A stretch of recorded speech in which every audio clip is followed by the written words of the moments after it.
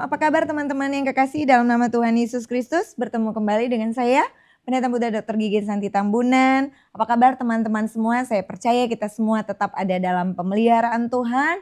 Dan doa saya bagi kita semua, kehidupan kerohanian kita semakin hari semakin dipulihkan. Dan semakin kita mengenal apa yang menjadi rencana dan kehendak Tuhan di dalam kehidupan kita. Semakin kita mengasihi dan mencintai Tuhan. Karena hidup kita adalah berasal daripada Tuhan, kita adalah milik Tuhan, sehingga kita juga menjadi pengikut Kristus yang harus melakukan semua apa yang Tuhan perintahkan dan firmankan, karena kita adalah anak-anak Tuhan. Puji nama Tuhan. Saat ini kita akan sama-sama kembali diberkati lewat kebenaran firman Allah yang saya akan bacakan di dalam 1 Raja-Raja pasal yang ke-11 ayat yang ke-28. Yerobeam adalah seorang tangkas.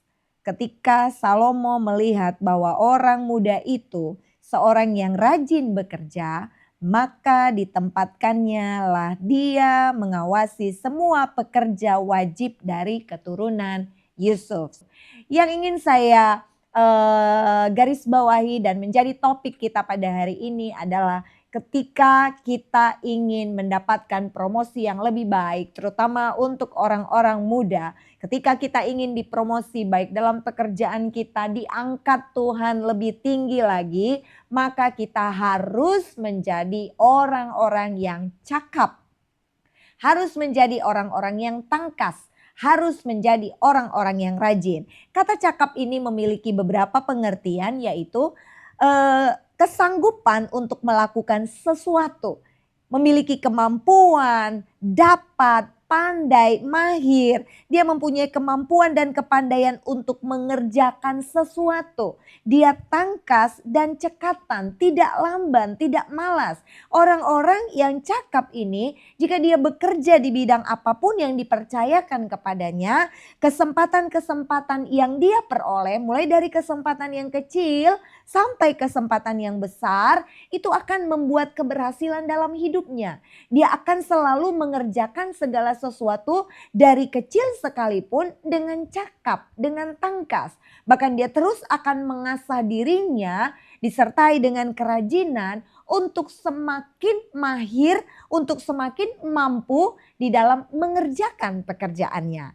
Apa yang pada saat ini sedang kita kerjakan, baik itu pekerjaan yang sudah biasa atau rutin kita lakukan, jika kita akan menjadi orang yang cakap dan tangkas, menjadi orang yang mahir, tentunya selain rajin, kita juga harus belajar untuk mengalami peningkatan demi peningkatan. Sehingga apa yang menjadi promosi, ya, baik itu untuk jabatan kita, untuk pekerjaan kita, ataupun peningkatan di dalam jumlah penghasilan kita, itu pasti akan terjadi. Kita melihat di sini Yerobeam, kalau kita lihat dia 1 Raja-Raja pasal 11 ayat yang ke-26, ya, Yerobeam ini bukanlah siapa-siapa. Dia bukan seorang anak raja. Dia tidak berasal dari keturunan bangsawan. Bahkan di sini dikatakan dia hanya anak dari seorang janda. Dia bukan berasal dari garis keturunan orang-orang hebat, orang-orang terpandang. Tidak. Tetapi walaupun dia hanya anak dari seorang janda, tapi karena dia punya ketangkasan, dia bekerja dengan sepenuh hati, akhirnya dia diperhatikan oleh Raja Salomo. Dia diperhatikan oleh Raja Salomo. Raja Salomo melihat.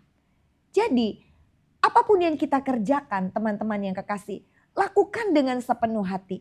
Seperti kita mengerjakan untuk Tuhan. Walaupun atasan kita, ya, petinggi-petinggi atau apa yang orang-orang yang menjadi atasan kita, bos kita tidak melihat pekerjaan baik yang kita lakukan, ya. Tapi kerjakan saja dengan sepenuh hati. Lakukanlah seperti untuk Tuhan, bukan seperti untuk manusia. Karena dari Tuhanlah kita akan mendapatkan upahnya. Seperti yang dilakukan oleh Yerobeam bin Nebat ini. Dia kalau dari latar belakang tidak akan mungkin mendapat promosi yang luar biasa. Bahkan ya pada akhirnya Yerobeam ini akan menjadi seorang raja. Akan menjadi seorang raja. Dia akhirnya menjadi raja pertama di kerajaan Israel Utara Karena pada waktu itu Israel pecah menjadi dua bagian dan Yerobeam adalah raja pertama kerajaan Israel Utara sesudah Raja Salomo wafat. Dan dia memerintah selama 22 tahun. Kita melihat di sini promosi yang luar biasa. Oleh karena apa? Oleh karena kecakapan yang dilakukannya. Dan tentunya dia adalah seorang yang takut akan Tuhan. Dia adalah seorang yang memang hidup di dalam kehendak Tuhan. Cakap dan tangkas di dalam bekerja. Ini adalah modal dasar kita untuk meraih keberhasilan.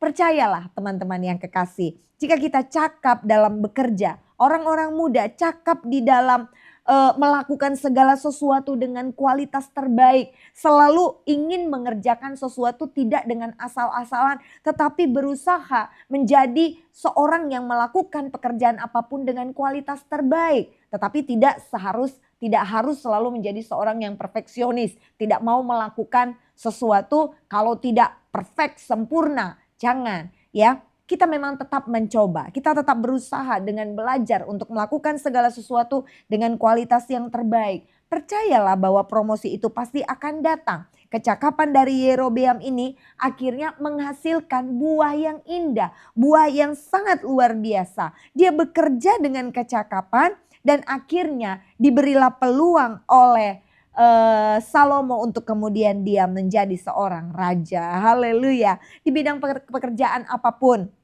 yang pada saat ini sedang teman-teman miliki. Tidak peduli mungkin sudah usia lanjut ya. Jangan katakan bahwa kita sudah menjadi laskar yang tidak berguna. Saya tidak berguna, tidak ada lagi yang bisa saya kerjakan. Jangan mengatakan seperti itu. Ketika Tuhan masih memberikan kita kesempatan untuk hidup, kita masih diberikan kesempatan untuk melayani Tuhan, lakukan apa yang bisa kita lakukan.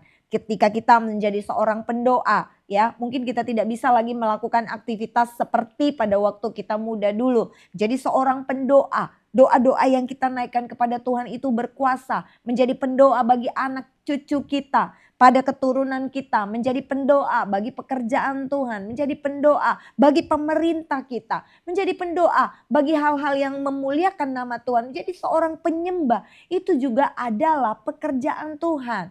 Lakukan semua dengan kualitas yang terbaik yang bisa kita miliki. Dan kita percaya tidak ada yang sia-sia di hadapan Tuhan. Haleluya. Apapun bidang pekerjaan kita. Di dalam Amsal pasal 12 ayat yang ke-24 di sana dikatakan tangan orang rajin memegang kekuasaan. Haleluya. Jadi siapa yang punya hak untuk memegang kekuasaan? Yaitu orang-orang yang memiliki tangan yang rajin.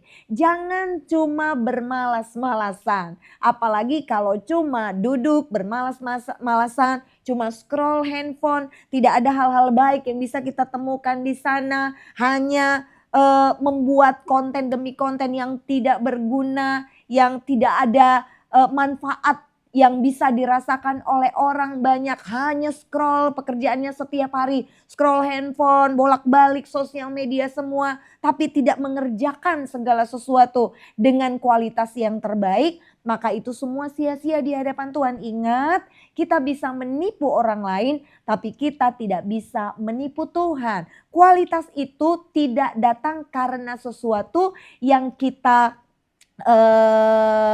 sandiwarakan, tetapi sesuatu yang memang real atau nyata kita lakukan. Sehingga peluang promosi akan kita dapatkan ketika kita mengerjakan segala sesuatu dengan cakap, dengan tangkas, dengan mahir, disertai dengan kemampuan dan kualitas yang terbaik kita lakukan. Tangan orang rajin memegang kekuasaan, tetapi kemalasan mengakibatkan kerja paksa. Haleluya. Ini terbukti dari orang-orang atau mungkin dari antara kita ada yang suka sekali mengerjakan sesuatu itu udah dekat-dekat deadline-nya.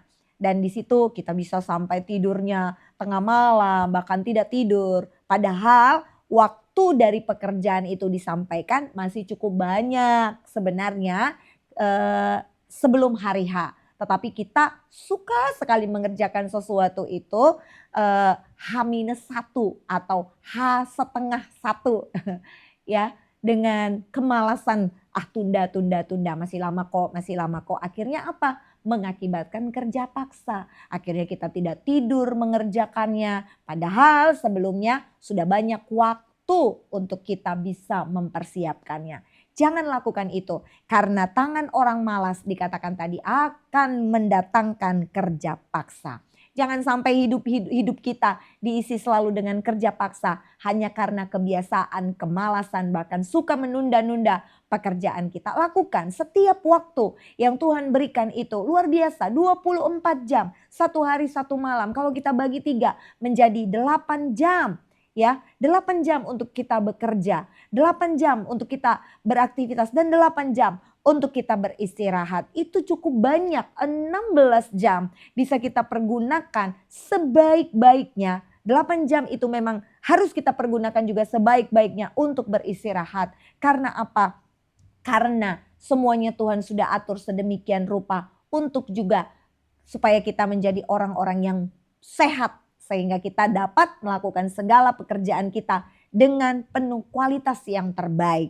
Dan juga di dalam Amsal 12 ayat yang ke-24 tadi saya akan ulangi lagi bacakan bahwa tangan orang rajin itu memegang kekuasaan tetapi kemalasan mengakibatkan kerja paksa. Jadi jelas sekali di sini orang yang cakap di dalam bekerjalah yang memiliki kesempatan yang besar untuk memperoleh peninggian. Haleluya. Jangan mimpi, apalagi kalau kita bukan siapa-siapa. Tanda kutip seperti Yerobeam bin Nebat ini. Bukan siapa-siapa. Dia bukan anak keturunan seorang raja, bangsawan, orang kaya dan sebagainya. Hanya anak dari seorang janda. Tapi lihat, karena kerajinannya, karena kecakapannya, karena dia lakukan semua itu dengan penuh tanggung jawab ya. Bukan karena hitung-hitungan dengan pekerjaannya. Teman-teman yang kekasih, kalau misalnya kita atau diantara kita adalah seorang pegawai ya yang bekerja untuk gaji, apalagi kalau gajinya kita selalu merasa itu tidak sesuai atau kurang ya, kita selalu hitung-hitungan, dibayar lebih pun kita tidak mau untuk waktu kita yang lebih. Tetapi pada saat ini saya mau katakan kerjakan saja dengan sebaik-baiknya, jangan ngomel, jangan berkata untuk apa saya berbuat mati-matian bekerja mati-matian seperti ini ya. Yang kaya kan bos saya tambah miskin. Karena apa? Tenaga saya diperas. Lakukan saja. Karena cara Tuhan mungkin bukan dari atasan kita yang ini kita mendapatkan berkat. Tapi jangan pikirkan bagaimana cara Tuhan. Kalaupun ada keluhan di dalam diri kita, mengeluhlah kepada Tuhan, utarakan kepada Tuhan. Jika Tuhan berkenan, Dia akan buka jalan untuk kita mendapatkan pekerjaan, promosi yang jauh lebih baik dari apa yang kita dapatkan sekarang. Tapi lakukanlah semua, jangan dengan bersungut-sungut dan jangan dengan terpaksa. Percayalah, peninggian itu akan kita dapatkan dari Tuhan. Kita beroleh kepercayaan dari Tuhan kita, yaitu Allah kita. Dan bisa dipercaya di dalam menjalani tugas-tugasnya. Tuhan yang di bumi saja sangat menyukai pekerja-pekerja yang rajin dan takut akan Tuhan. Apalagi Bapa kita yang di surga. Jika Tuhan yang meninggikan hidup seseorang, tidak ada seorang pun yang dapat menghalanginya. Haleluya. Mari kita semua, saya menghimbau untuk kita bekerja dengan rajin, belajar banyak ya, untuk meningkatkan kualitas pekerjaan kita, kualitas hidup kita, menjadi orang yang cakap, menjadi orang yang tangkas. Supaya apa? Supaya kita memperoleh peluang, kesempatan, promosi, bahkan peninggian yang Tuhan akan berikan tepat pada waktunya. Kalau Tuhan yang sudah meninggikan, tidak ada seorang pun dapat menghalangi kita. Haleluya, semangat buat kita semua. Mari kita semangat di dalam mengejar impian kita, di dalam takut akan Tuhan. Tuhan pasti menyertai jika kita tetap hidup di dalam perkenanan Tuhan. Terpujilah Tuhan. Shalom.